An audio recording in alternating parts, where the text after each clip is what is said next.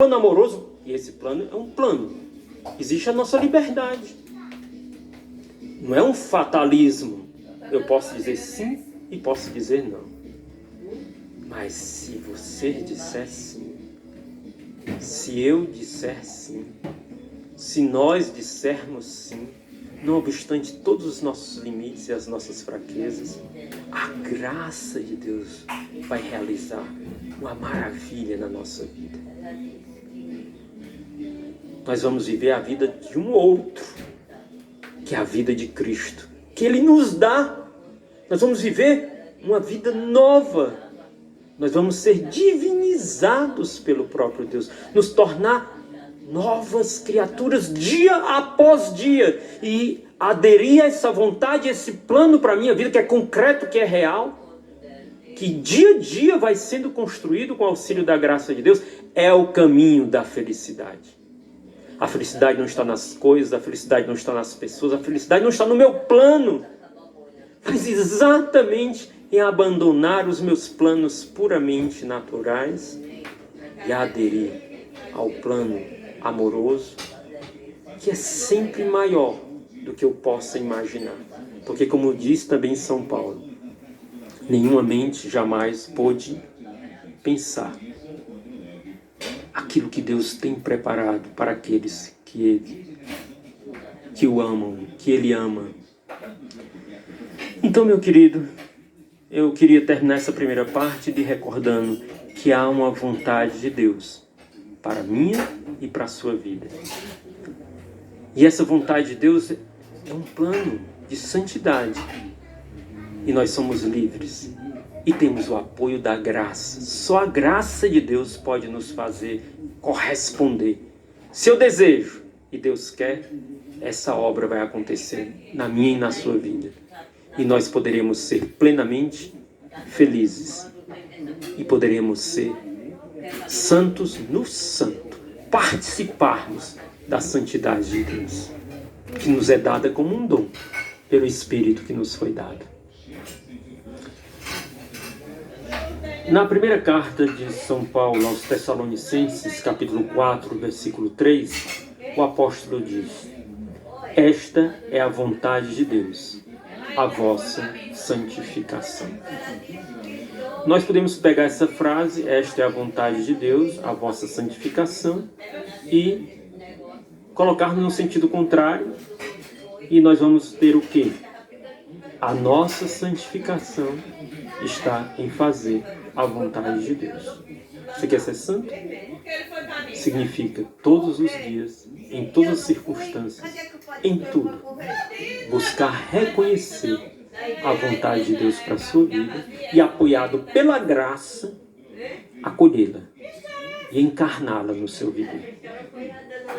São José Cafasso, um santo que eu gosto muito dessa frase, talvez você já tenha ouvido esse texto dele, mas para mim ele é muito forte quando ele diz: toda a santidade, a perfeição e o lucro de uma pessoa está no fazer perfeitamente a vontade de Deus. Felizes nós se conseguirmos derramar assim o nosso coração dentro do coração de Deus. Unir de tal forma os nossos desejos, a nossa vontade, à sua, formando assim um coração e uma vontade só com Ele. Atenção, um parêntese, né? É um pouco que Santa Teresinha viveu. Santa Teresinha dizia: eu sempre faço a minha vontade, porque a minha vontade é fazer a vontade de Deus. Meu querido irmão, minha querida irmã, felizes seremos, como diz São José Cafasso. Feliz é uma pessoa. Aqui está o segredo da felicidade. Quando derramarmos assim o nosso coração em Deus e unir de tal forma o nosso desejo. Qual é o meu desejo? Qual é o desejo mais profundo da minha alma? Qual é o desejo mais profundo das minhas entranhas? Qual é o desejo mais profundo do meu coração? Quando o desejo mais profundo do meu coração não seja eu mesmo, mas seja Deus, e a sua vontade, nós seremos felizes. Nós seremos felizes. Porque, como diz Santo Agostinho, o desejo já... Quando Deus vê uma alma que deseja assim, Ele já vem ao encontro e torna a realidade. Peçamos a Deus esse desejo. E São José Cafás continua. Querer aquilo que Deus quer. Querê-lo daquele modo, naquele tempo e naquelas circunstâncias que Ele quer. E querer tudo isso, não por outra coisa, senão porque assim quer Deus. Que Deus nos dê um desejo assim no nosso coração, porque esse desejo vai atrair a graça de Deus. Esse desejo é graça, tudo é graça, não é verdade? Mas esse desejo vai operar e consumar. Desejar em tudo, em todas as circunstâncias, ter o desejo mais ardente do nosso coração. Conhecer e fazer a vontade de Deus. Este é o caminho para a santidade.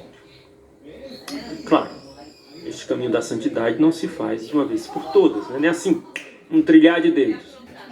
Não. É um caminho que vai se construindo dia a dia. A iniciativa dele é da graça, é de Deus. Nós vamos falar sobre isso. Mas existe também a nossa liberdade, a nossa adesão, a nossa correspondência. Hoje de manhã Dom José falou sobre isso, antes de mim. E aqui eu gostaria de falar em alguns pontos que o Papa Francisco, nesse período da pandemia, nos seus discursos, nas suas homilias matutinas, ele nos lembrou como obstáculos para nós fazermos a vontade de Deus, trilharmos um caminho para a santidade e, portanto, sermos plenamente felizes. Ele citou alguns pontos que eu também gostaria de compartilhar com você. Claro, tem vários desafios, mas eu elegi esses porque o Papa os elegeu e também eu os considero como desafios importantes que nós podemos ter e que precisamos, apoiados na graça de Deus, superar para trilharmos e continuarmos trilhando o caminho da santidade. O primeiro obstáculo, aliás, esses obstáculos, os grandes obstáculos é o pecado, as nossas concupiscências, né, na nossa carne, o mundo, a mundanidade e o demônio. São os grandes inimigos. Mas entre eles peguemos alguns pontos das nossas concupiscências. Primeiro, o Papa fala a respeito do apego às riquezas. O apego às riquezas é um grande obstáculo para nós livremente acolhermos o dom da santidade na nossa vida. Ele diz, não sejamos escravos da riqueza. Não vivamos para a riqueza, pois a riqueza é um senhor. É o senhor deste mundo. E não podemos servir a dois senhores, porque a riqueza aprisiona-nos. Veja bem, o Papa não critica alguém que é rico. Nem a palavra de Deus o faz isso. O Papa mostra o risco da riqueza e o apego da riqueza. O apego a quê? Que riquezas que nós estamos falando? Sim, porque nós temos vários níveis de riquezas. As riquezas como o apego aos bens materiais. Quer dizer, as riquezas são os bens que nos foram dados ou que fomos construindo no decorrer da vida. E o apego a esses bens podem ser um obstáculo para nós acolhermos o dom da santidade na nossa vida. O apego aos bens materiais, o apego aos bens intelectuais e até o apego aos bens espirituais podem ser um obstáculo. Porque os bens em si, eles não são um problema. O problema é como eu me relaciono com eles. E se eu me torno escravo deles, e se eu não me relaciono com ele como dons que devem ser colocados a serviço de Deus e a serviço dos outros, e não simplesmente a serviço de mim mesmo, porque quando eu coloco só em função de mim mesmo, o Senhor já não sou. Já é o dinheiro, a soberba, já é Senhor da minha vida e já expulsou há muito tempo o nosso Senhor do nosso coração. Os bens são dons para serem colocados a serviço. Faça dos bens que Deus lhe deu, façamos dos bens que Deus nos deu, sejam materiais, sejam intelectuais, sejam até espirituais, façamos como meios para irmos ao encontro de Deus e não como obstáculos, colocando-os a serviço. São Paulo diz aos ricos deste mundo: usem o vosso dinheiro em vista da vossa salvação. E não, como diz Jesus, não faça tesouros onde as traças e os vermes comem. Uma das coisas que muito me impressiona é quando o Papa Francisco fala sobre aquela parábola do rico opulento e de Lázaro. Quando ele diz que o rico, ele não vai ser condenado pela riqueza, mas pela indiferença a Lázaro. Lázaro é o nome de Lázaro, do pobre que está pedinte e na porta do rico, opulento, e que ele simplesmente ignora. Lázaro não é outra coisa, esse nome é ajuda de Deus. Na verdade, os pobres que estão ao nosso redor são um socorro de Deus para nós, para a nossa vida. São oportunidades para a nossa salvação. Na medida que eu me desapego e partilho, eu estou caminhando na trilha da vontade de Deus para a minha santidade. Um segundo risco neste caminho é a preguiça. A preguiça espiritual muitas vezes é um obstáculo para nós correspondermos e para nós alcançarmos o alvo da santidade. A preguiça espiritual se entristece com o pensamento do trabalho pela santificação, devido ao esforço e à abnegação que ele exige. Sim, porque na verdade a preguiça espiritual mostra uma grande apatia dentro de nós pelas coisas de Deus. Então nós somos todos céleres quando diz respeito a nós mesmos. Isso, às vezes, é a razão da nossa tristeza. Nós deveríamos estar todos empenhados, apoiados na graça de Deus, naquilo que nos pode fazer verdadeiramente felizes, na tarefa de colaborar com Deus para a obra de santificação que Ele tem para a nossa vida. Outro risco é a rigidez do coração. O que é a rigidez? A rigidez, ela endurece o coração, ela nos põe fardos em nós, vivermos o Evangelho, vivermos o seguimento de Jesus como uma lei simplesmente rígida sobre nós, e nós colocamos fardos sobre os outros, e não vivemos no Espírito, na graça, na transformação que é de dentro para fora. Não é algo só aparente, não é algo só superficial. É um coração transformado de dentro para fora, é uma operação da graça em nós.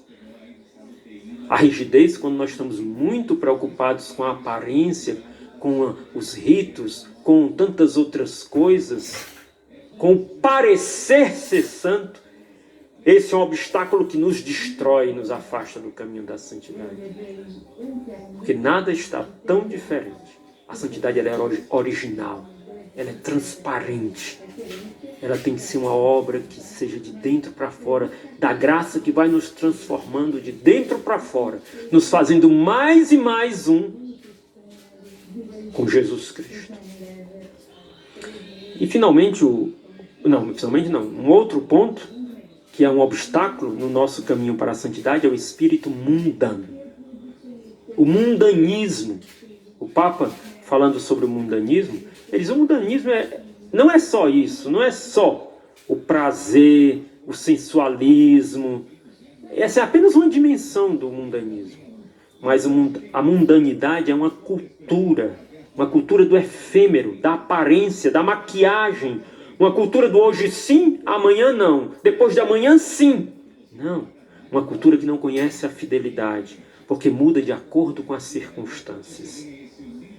Não tem raízes. É um estilo de vida, diz o Papa, que muitos cristãos vivem nele.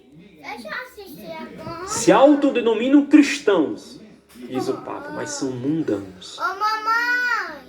Jesus rezou para que nós estivéssemos no mundo, mas não fôssemos do mundo.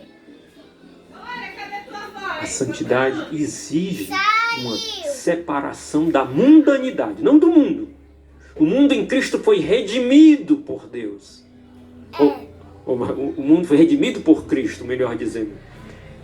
Mas a mundanidade, essa centralização em nós mesmos, essa conveniência, esse verniz cristão, é um empecilho para o caminho da santidade.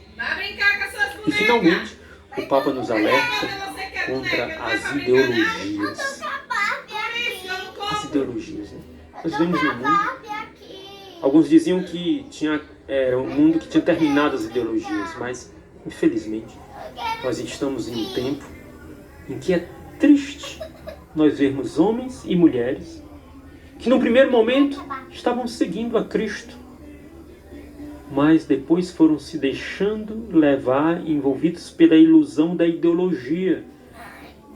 Ideologias que muitas vezes colocam um verniz no Evangelho, que procuram com seus discursos e suas ideias como defender causas cristãs, mas que no seu núcleo e no seu profundo não são o Evangelho de Cristo. Se afastaram da verdade e da caridade de Cristo. E esses cristãos terminam sendo massa de manobra na mão das ideologias do momento. E em vez de serem irmãos, vão se dividindo, se digladiando e se tornando um triste espetáculo para o mundo que espera a santidade de Cristo e a comunhão de amor. Meus irmãos, não nos deixemos arrastar pelas ideologias, porque as ideologias não salvam. Elas só levam o homem e o mundo ao fracasso. Não nos deixemos arrastar. É o Evangelho. Nós não estamos em luta, em batalhas culturais ou de classes. Não. Nós estamos em uma luta em favor da conquista do coração do homem para Cristo. É a santidade de Cristo encarnada na vida de um homem e de uma mulher que tem o poder de transformar o mundo. Os santos são testemunhas disso. E aí, passando para os obstáculos, nós vamos para o Espírito Santo e a santidade. Mas aí, como é que a gente vai ser santo? Porque, sim, Jesus nos Getsemane, na cruz, na ressurreição, Ele nos deu a graça de conduzirmos a nossa vontade a uma adesão à vontade de Deus, que é a santidade. Mas, Moisés, eu às vezes me olho para mim mesmo e vejo os meus limites, vejo esses obstáculos que você falou. Como é que eu vou superando? A minha vontade às vezes é tão fraca, é tão frágil, é tão limitada. É verdade, a minha também é. Segredo, a minha também é. Segredo que não é segredo para ninguém, porque eu, tu, ele, nós, vós, eles, todos somos frágeis. Mas, atenção, há uma graça. O Espírito Santo nos foi dado. E como diz lá em Ezequiel 36, esse Espírito Santo que nos foi dado no batismo, que nós renovamos na efusão do Espírito Santo, e que nós renovamos cada momento que nós rezamos, ele faz um transplante do nosso coração. Dizem os místicos, São João da Cruz, Santa Teresa d'Ávila, o que une a nossa vontade à vontade de Deus? É a graça. É verdade. Mas essa graça para nós tem um nome muito especial, que é o amor esponsal. Só quando nós estamos inflamados pelo Espírito Santo, só quando o nosso coração por graça, por dom, arde de amor a Deus, à vontade, livremente se entrega à vontade de Deus. Porque outra coisa nós não queremos fazer a não ser viver unidos com aquele que nós amamos. Ei, não se tirar não, viu? Pia, Diana.